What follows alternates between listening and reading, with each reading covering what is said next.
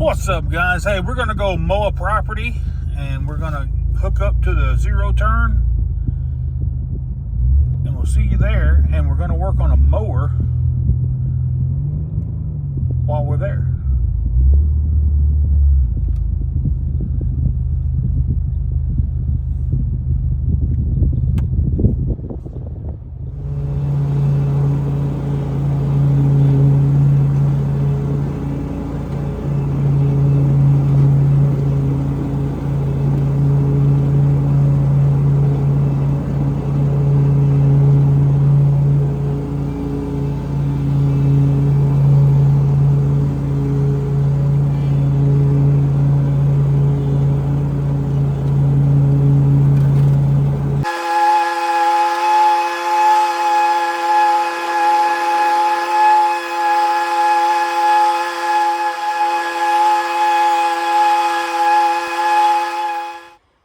Here is a gem dandy of a lawnmower we need to look at today.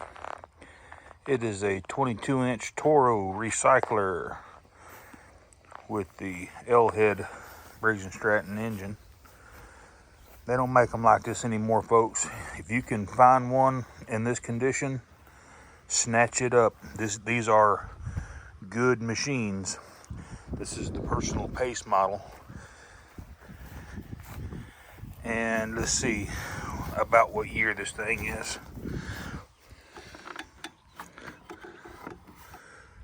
This is an 08 model. So it's almost 20 years old. Oldie but goodie. Let's get it back to the shop and I'll show you guys how to fix just about any lawnmower for less than 20 bucks. Alrighty, guys, hey, we got this 22-inch Toro recycler on the bench, and we're going to be installing the HIPA Tune-Up Kit. Comes with just about everything that you would ever need to tune one of these up. And the beauty part is these tune-up kits are less than 20 bucks. It comes with a air filter, that's the pre-filter. Comes with a brand new HIPA carburetor. If you need it, it's got fuel line, and depending on which mower you have, they've offered you a primer bulb. It's got both the intake and air filter gaskets. It's got a HIPA spark plug, a fuel filter if yours has one on it. But guys, oh, and a brand new air filter. Everything in this kit for $19.74 shipped to your house. If you were to buy everything separate here, you're going to be spending 60 bucks. Easy. Just the carburetor by itself from Briggs & Stratton is like 43 bucks. I know for a fact that this fuel filter, this is probably a copy of the Briggs & Stratton. I don't remember the part number, but if you were to buy this from Briggs & Stratton, this is a $13 fuel filter all day long. We're going to start by removing the little decorative cover on top of this engine. Now this is a 2008 model, so this mower has got some age on it, but it's definitely not hurt in any way.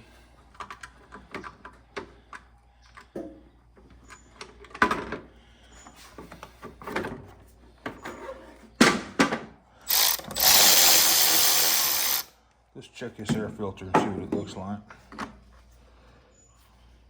Oh wow. It's 100% clogged for sure. Look at that. Now to get this carburetor off of here, you got 3 screws that hold this air filter base on.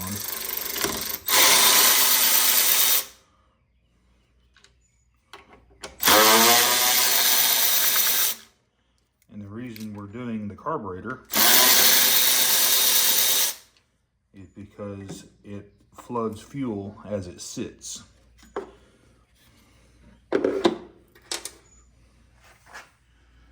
Now we're going to remove our air vane for the choke.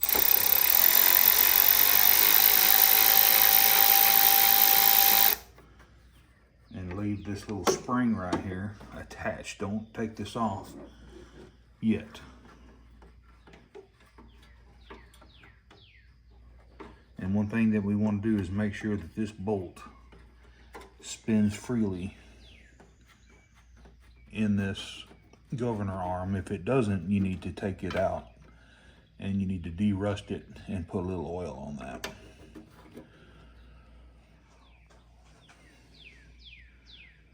I'm going to go ahead and remove this fuel line, and it's going to drain out what little bit of gas is in there. It shouldn't be any. It was completely empty. It's probably just a little bit of residual.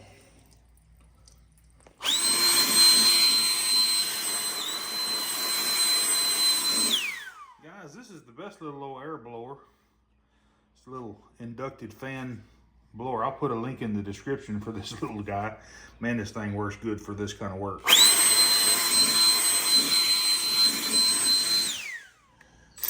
All right, let's go ahead and take this carburetor off. It's just 2 bolts, 3/8 head.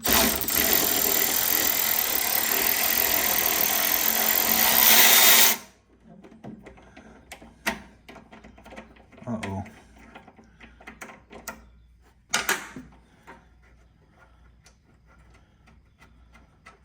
And once we get this carburetor off, I want to show you a spot that we need to make sure that is tight.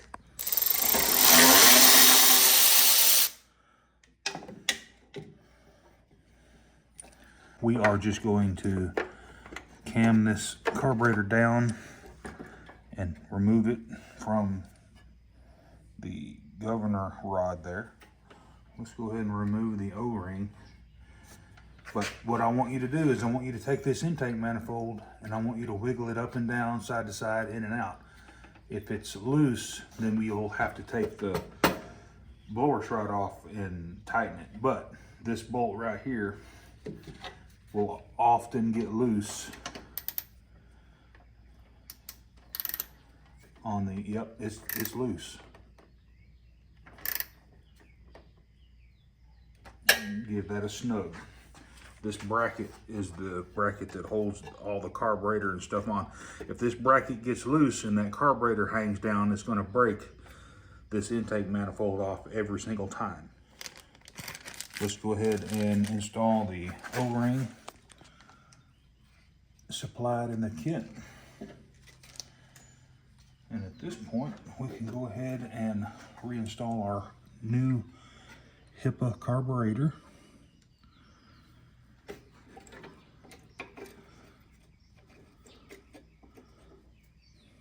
Just like that.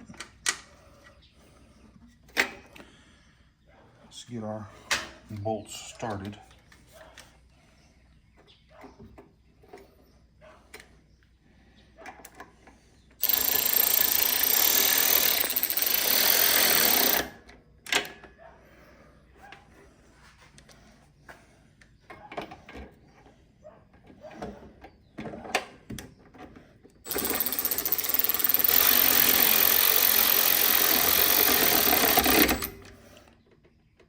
You don't have to kill it, just give it a snug.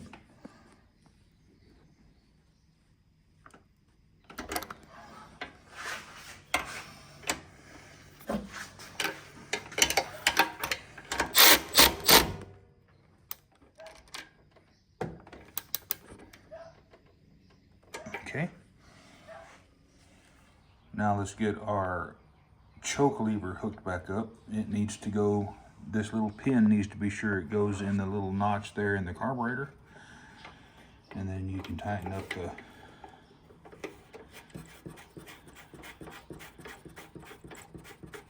attaching screw there. Just make sure you have free range of motion. Everything's working good.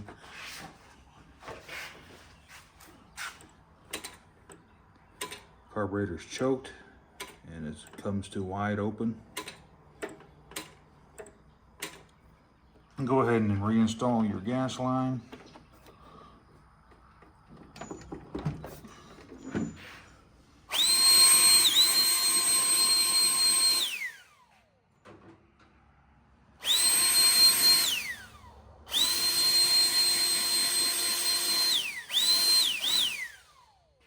We're going to replace that anyway. Go ahead and install your air cleaner base gasket.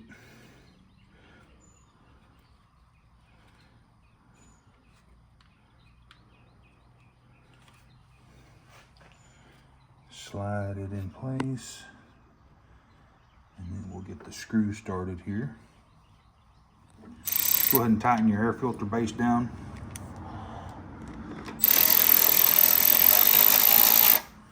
I like to start them all before we commit to tightening anything down.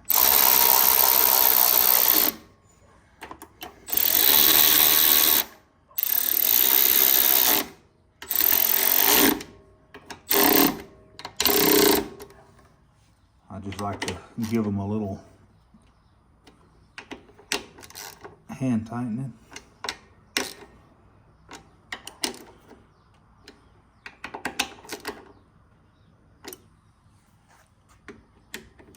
Go ahead and cinch that down and recheck it. Make sure it's got full motion.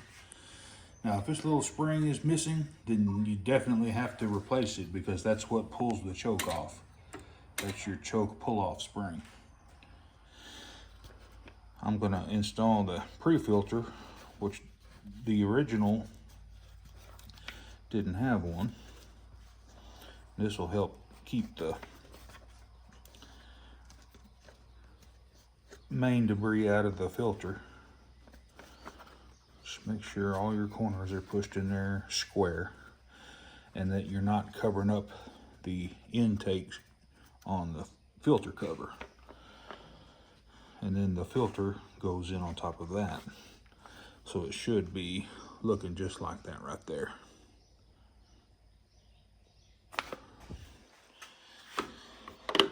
Let's go ahead and install our air filter. Now, some of these aftermarket filters, I've noticed that whenever you go to clamshell your air filter back in place, that they don't make a good seal right here. But this one, as you can tell, when we tighten this up, it's going to be definitely making a good seal.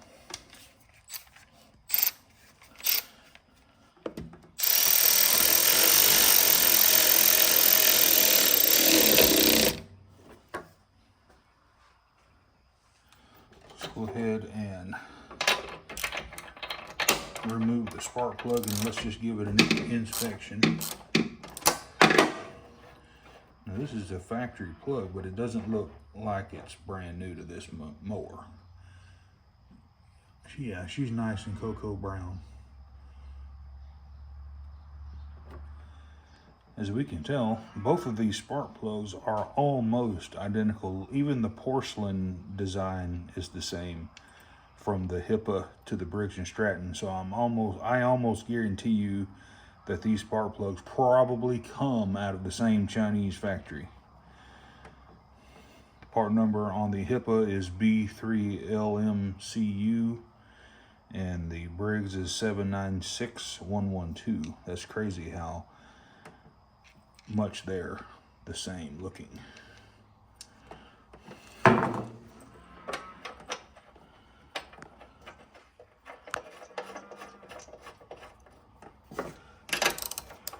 When installing these gasket seat spark plugs, you just want to hand tighten in about a quarter of a turn is all you need to do.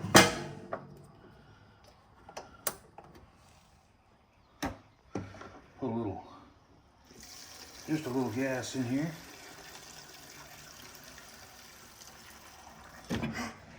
Don't want to overfill it.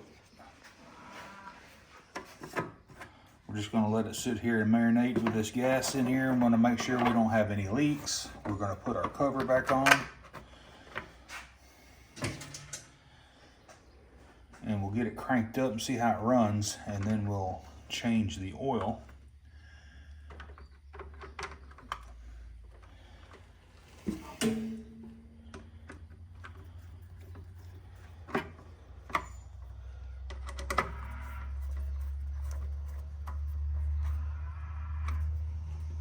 All right, this is a cold start. Let's see how many pulls it takes.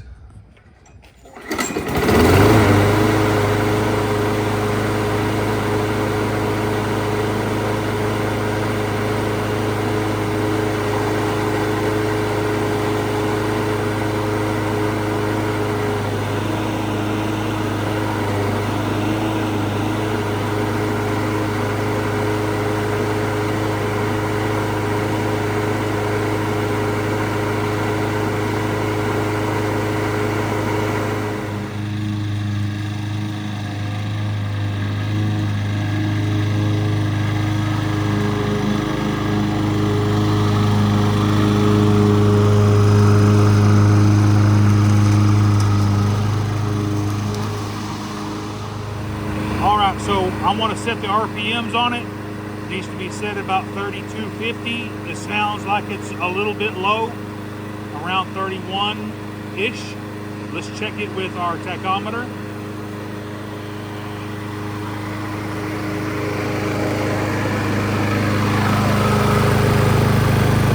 We're at 31. We're going to bend this tab right here where the governor spring is and just give it a little bit more tension.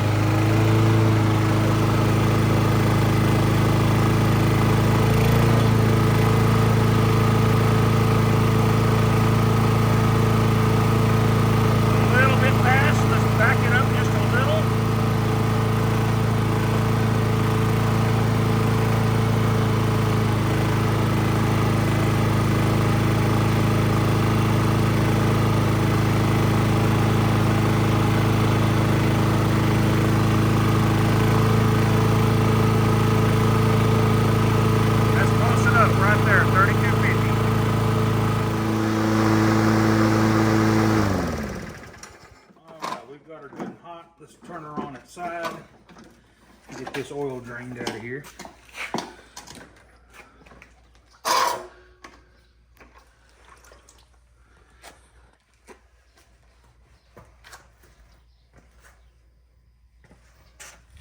While you're draining the oil, now is the time to sharpen the blade if you need it, for sure. This one looks to be A-OK.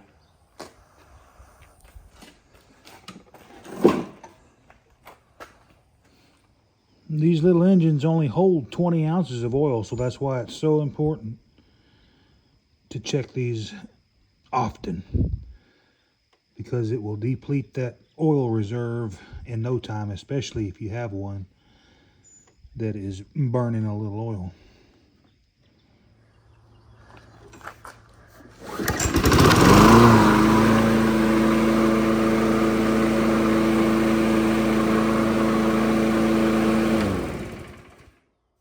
Alrighty guys, hey, we got that Toro recycler going again for cheap.